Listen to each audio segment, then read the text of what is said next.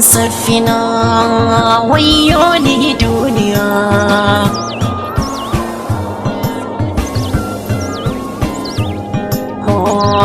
Ina son ki safina gaskiyar lamariya, amma matsalar duk wanda ya soki sai ya bar duniya.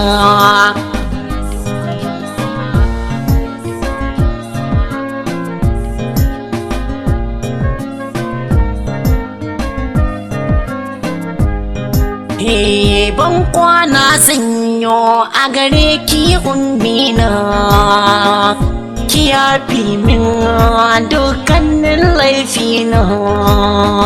Lokaci na yayi zan mutu kin ji mamana, sanadin soyayya ta da safina zan bar duniya. Haduwar mu da safina ya jirkita ruhina, ranar asabar kaji mai saurare na. Ina tafiya a kafa ni kadai a cikin rana, sai ga safina tana koka wayo duniya. Tambayar farko yar uwa mi ke damun ki, tambaya ta biyu da wuri gaya mini sunan ki. Tambayar da nake mata ya ba ta mamaki, dun ba ta yi zato ba wani ɗa zai ƙara kula ta a duniya. Wayo ni duniya.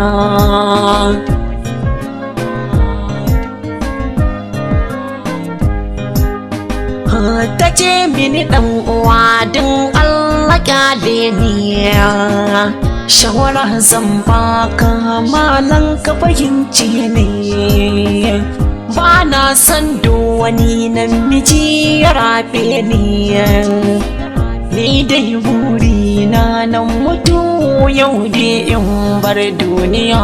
Na ce mata yar uwa karki kara furta hakan, maganin duka kunci haƙuri ne ba shakka. Inna Allah masabiri na kwatanta haka, duka mai haƙuri yakan dafa dutse ƙara yin juriya. Na duka a gabanta na ce mata dube ni, taimaka mini yar uwa don Allah cece ni. Ki gaya mini sunan ki kar da ki kyale ni, na dau alkawari zan taimaka miki a cikin duniya.